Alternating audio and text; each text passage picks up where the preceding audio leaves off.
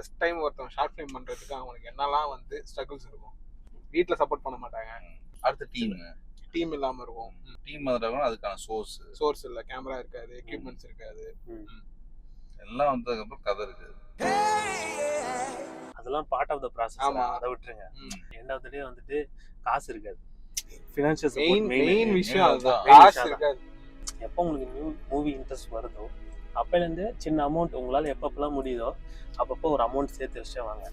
ஏன்னா நமக்கு வந்துட்டு பின்னாடி ப்ரொடியூசர் கிடைப்பாங்களா, யார் இது பண்ணுவாங்கன்னு நமக்கு தெரியவே தெரியாது. ஆனால் ஒன்ஸ் நம்ம வந்து படம் பண்ணுறோம் டிசைட் பண்ணிட்டோம்னா நம்ம சேர்த்து வச்சிருக்க அமௌண்ட் வந்து நமக்கு யூஸ் ஆகும். நீ எப்போ டிசைட் பண்ணுறியோ அப்போலேருந்து சம் அமௌண்ட் வந்து மந்த்லி உன்னால் எப்பப்பெல்லாம் முடியுதோ சேவ் பண்ணிட்டே வா. கடைசியில் பின்னாடி அது ஏதோ ஒரு நம்ம என்னைக்கு நம்ம ரெடியாக இருக்கிறோமோ அன்னைக்கு அந்த படம் வந்து யூஸ் ஆகும்.